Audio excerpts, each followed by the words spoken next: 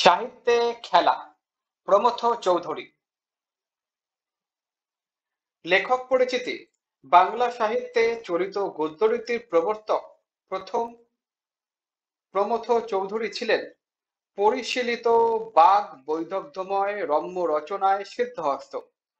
তার বহু রচনা প্রকাশিত হয়েছে বীরবল ছদ্মনামে। বাংলা সাহিত্যে চলিত ভাষারীতির প্রথম মুখপত্র সবুজপত্র, প্রথম প্রকাশ 1914। পত্রিকাটি ছিল তারই সম্পাদিত। রবীন্দ্রনাথ সহ সমকালীন বিখ্যাত মননশীল লেখকদের অনেকেই ছিলেন এই পত্রিকার লেখক। তার গদ্য শৈলীর নিদর্শন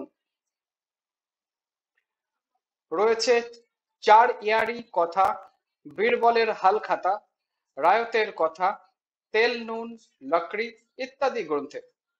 তার গল্পগ্রন্থগুলি ও সনেট পঞ্চাশত কাব্যগ্রন্থ যথাক্রমে গল্পকার ও সনেটকার হিসেবেও বাংলা সাহিত্যে তাকে বিশিষ্ট আসন দিয়েছে।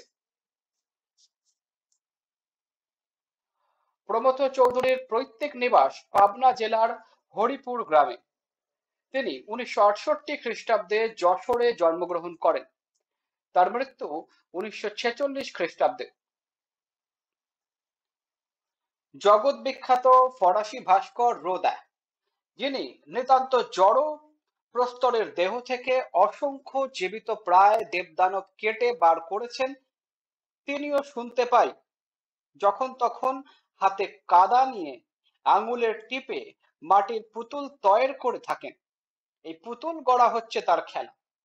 শুধু রোদা কেন, পৃথিবীর শিল্পী মাত্রেই এই শিল্পের খেলা খেলে থাকেন।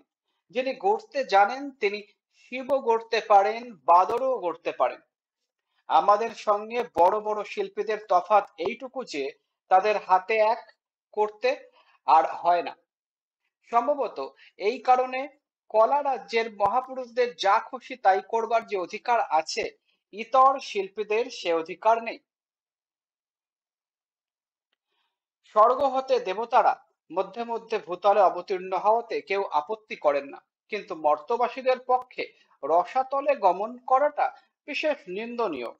অথচ একথা অস্বীকার করবার জো নেই যে যখন এ জগতে 10টা দিক আছে, তখন সেই সব দিকেই যাতায়াত করবার প্রবৃত্তিটি মানুষের পক্ষে স্বাভাবিক। মন উঁচুতে উঠতে চায়, নিচুতে নামতে চায়।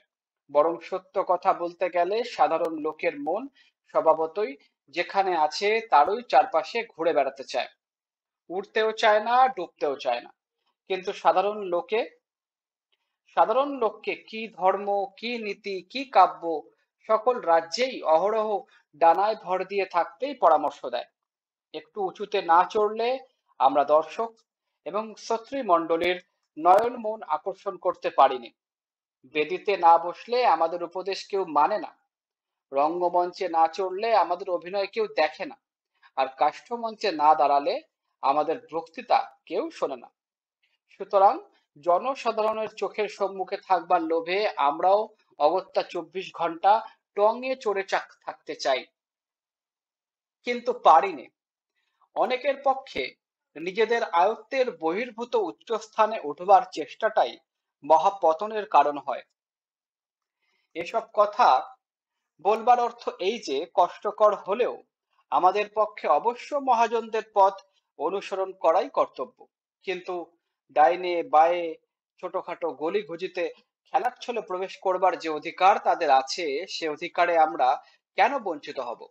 গান করতে গেলেই যে সুর তাড়ায় চড়িয়ে রাখতে হবে, কবিতা লিখতে হলেই যে মনের শুধু গভীর ও প্রখর ভাব প্রকাশ করতে হবে, এমন কোনো নিয়ম থাকা উচিত নয়।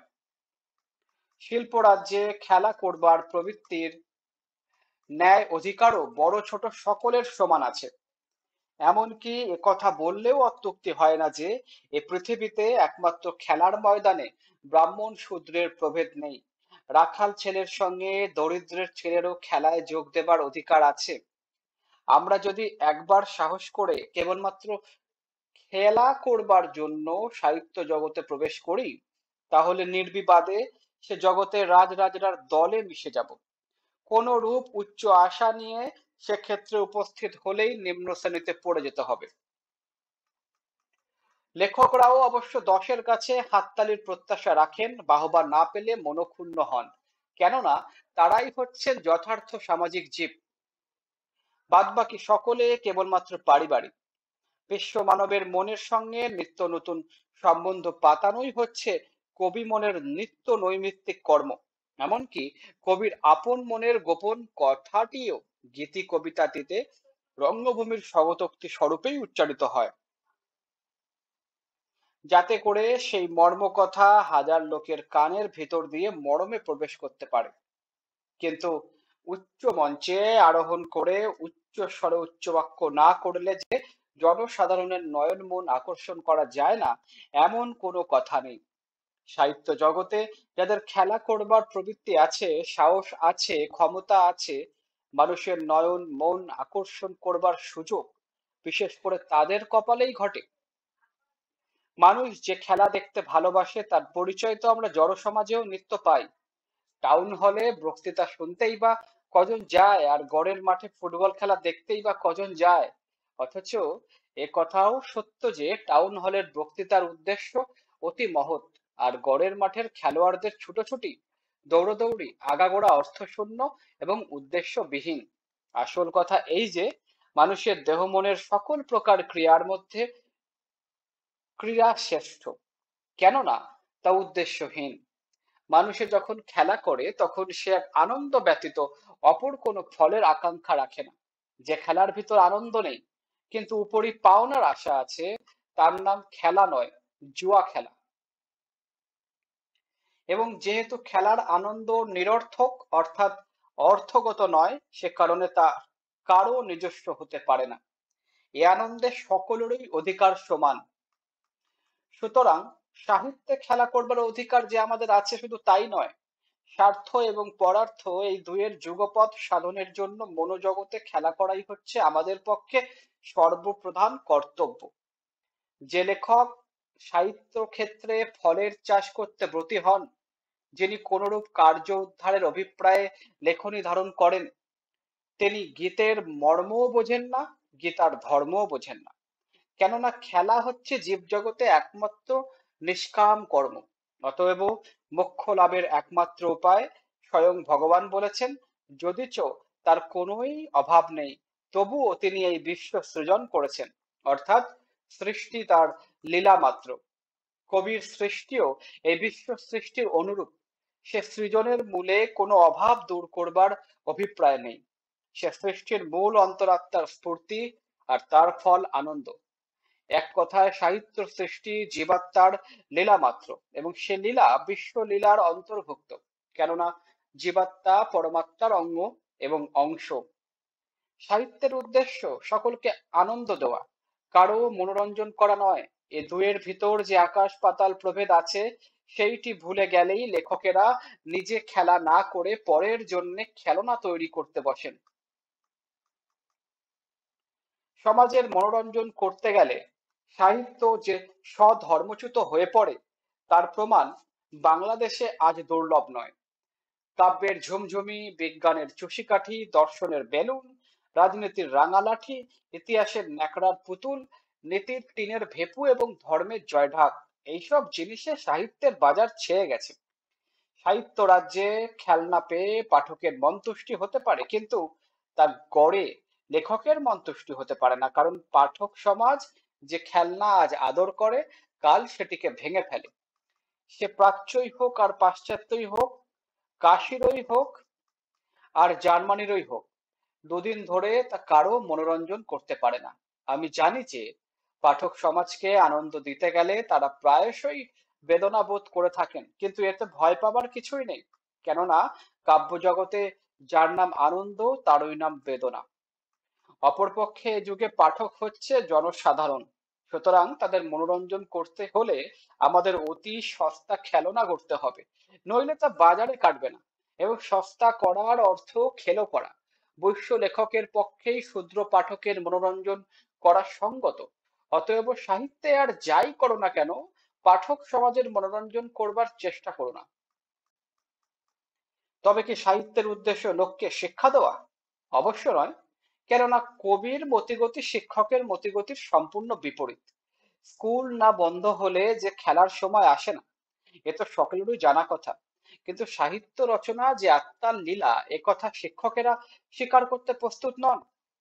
সুতরাং শিক্ষা ও সাহিত্যের ধর্মকর্ম যে এক নয়, এ সত্যটি একটু স্পষ্ট করে দেখিয়ে দেওয়া আবশ্যক।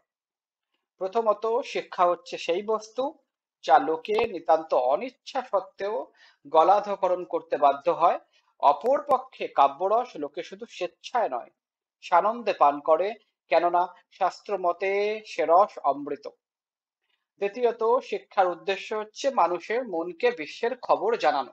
সাহিত্যের উদ্দেশ্য মানুষের মনকে জাগানো। কাব্য যে সংবাদপত্র নয়, একথা সকলেই জানেন। তৃতীয়ত, অপরের মনের অভাব পূর্ণ করবার উদ্দেশ্যই শিক্ষকের হস্তে শিক্ষা জন্মলাভ করেছে। কিন্তু কবির নিজের মনের পরিপূর্ণতা হতেই সাহিত্যের উৎপত্তি। সাহিত্যের উদ্দেশ্য যে আনন্দ দান করা, শিক্ষা দান করা নয়। একটু উদাহরণের সাহায্যে তার অকাট্য প্রমাণ দেওয়া যেতে পারে। বাল্মীকি আদিতে মুনি ঋষিদের জন্য রামায়ণ রচনা করেছিলেন, জনগণের জন্য নয়।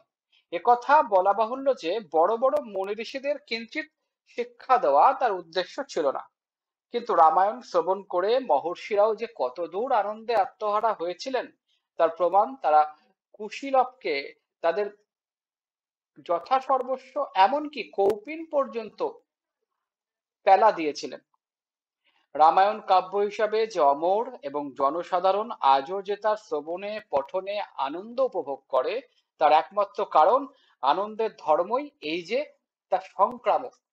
অপরপক্ষে লাখে একজনও যে যোগ বশিষ্ঠ রামায়ণের ছায়া মাড়ান না, তার কারণ সে বস্তু লোককে শিক্ষা দেবার উদ্দেশ্যে রচিত হয়েছিল, আনন্দ দেবার জন্য নয়। আসল কথা এই যে সাহিত্য কোশমিন কালেও স্কুল মাস্টারের ভার নেয়নি। এতে দুঃখ করবার কোনো কারণ নেই। দুঃখের বিষয় এই যে স্কুল মাস্টারেরা একালে সাহিত্যের ভার নিয়েছেন। কাব্যরস নামক অমৃতে যে আমাদের অরুচি জন্মেছে, তার জন্য দায়ী এ যুগের স্কুল এবং তার মাস্টার। কাব্য পড়বার ও বোঝবার জিনিস, কিন্তু স্কুল মাস্টারের কাজই হচ্ছে বই পড়ানো ও বোঝানো। লেখক এবং পাঠকদের মধ্যে এখন স্কুল মাস্টার দণ্ডায়মান। এই মধ্যস্থদের কৃপায় আমাদের সঙ্গে কবির মনের মিলন দূরে থাক, চার চক্ষুর মিলনও ঘটে না। স্কুল ঘরে আমাদের কাব্যের রূপ দেখতে পাইনে, শুধু তার গুণ শুনি। টিকা ভাষ্যের প্রসাদে আমরা কাব্য সম্বন্ধে সকল নিগূঢ় তত্ত্ব জানি, কিন্তু সে কি বস্তু তা চিনি না। আমাদের শিক্ষকদের প্রসাদে আমাদের এই জ্ঞান লাভ হয়েছে যে পাথরে কয়লা, হীরার সবর্ণ না হলে স্বগোত্র। অপর পক্ষে হীরক কাজ যমজ হলেও সহোদর নয়।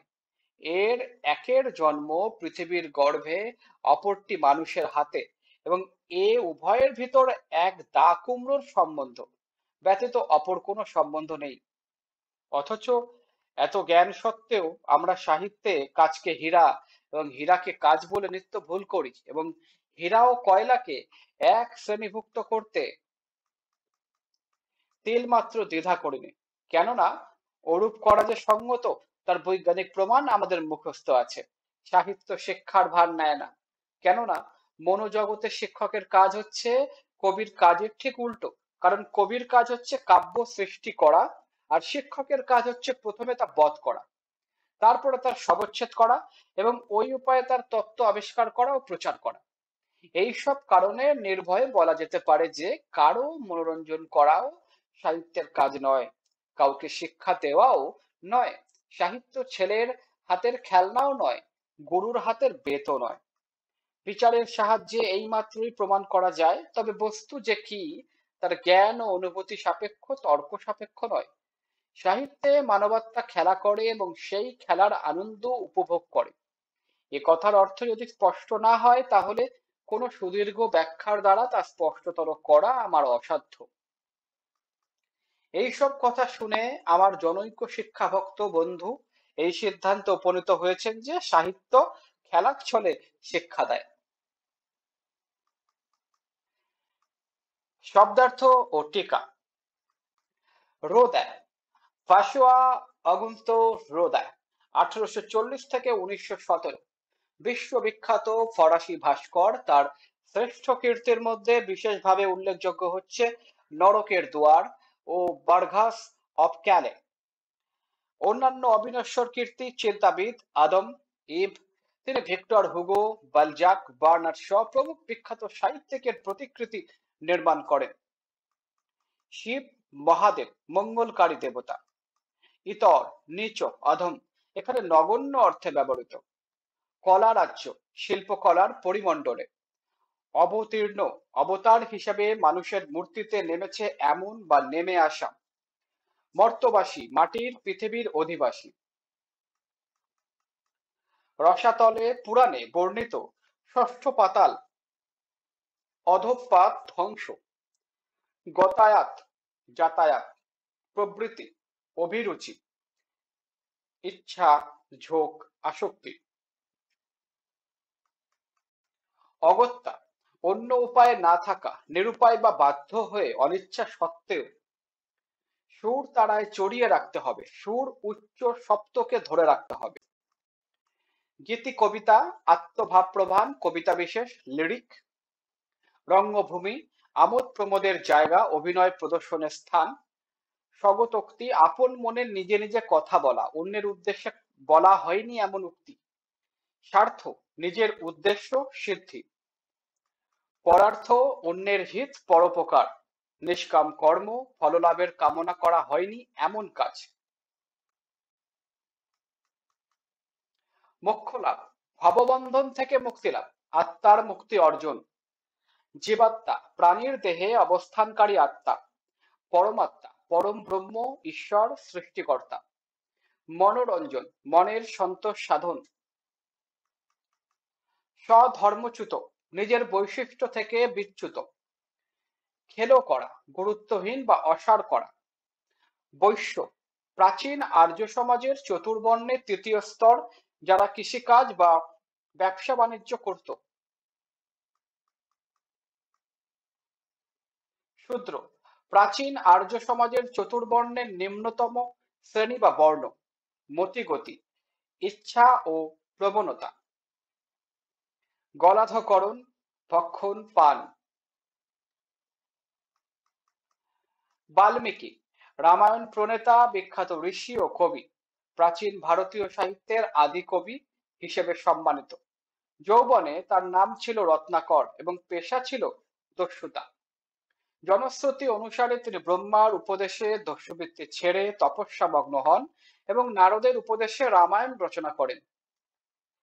কুশীলব নট অভিনেতা, যথাসর্বস্ব সমস্ত কিছু।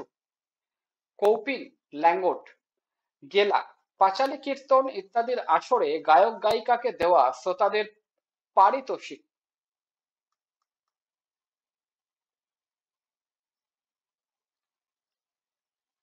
যোগ বশিষ্ঠ রামায়ণ রামচন্দ্রের প্রতি বশিষ্ঠ মুনির উপদেশ সংবলিত সংস্কৃত রামায়ণ। এতে যোগ ও আত্মজ্ঞান সম্পর্কিত বিভিন্ন বিষয় উপাখ্যান সহ উপদেশ আকারে আলোচিত হয়েছে। কস্মিন কালেও কোনো সময়ই কখনো। টিকাভাষ্য ব্যাখ্যা ও মন্তব্য। নিগূঢ় দুর্জেয় গভীর ও প্রচ্ছন্ন তত্ত্ব, কোনো বিষয় সম্পর্কে জ্ঞান বা বিদ্যা। মতবাদ সবর্ণ সমরং বিশিষ্ট একই রঙের। স্বগোত্র একই গোত্রভুক্ত। সবচ্ছেদ সব দেহ কেটে পরীক্ষা করা মরা কাটা। অনুভূতি সাপেক্ষ অনুভূতির সাহায্যে উপলব্ধি করতে হয় এমন। তর্ক সাপেক্ষ তর্কের মাধ্যমে বিচার বিবেচনা করতে হয় এমন।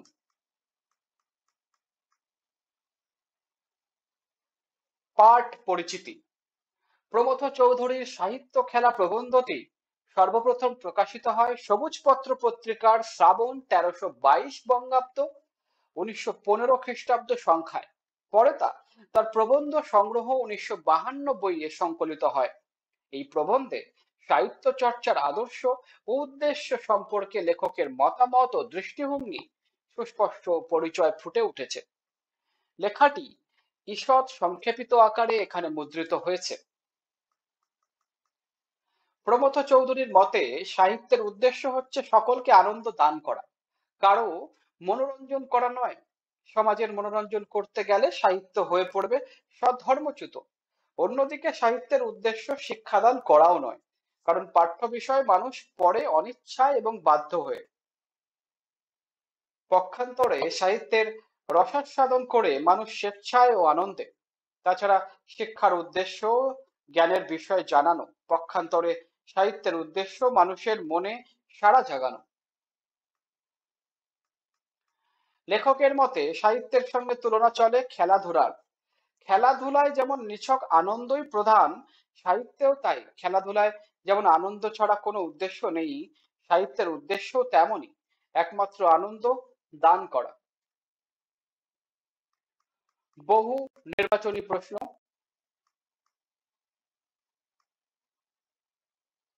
সৃজনশীল প্রশ্ন।